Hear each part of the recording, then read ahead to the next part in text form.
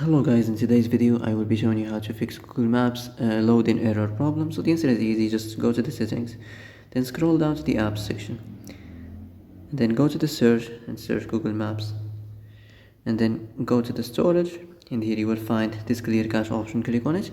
Now you can go check it if it worked, and if it didn't, you can try to restart your phone or turn the Wi-Fi off and on, or the Bluetooth or the airplane mode. Also, you can try to clear data, but be careful. If you clear data, all these applications data will be deleted. This includes all files, the settings, the accounts, the databases, etc. So be careful if you want to clear your data.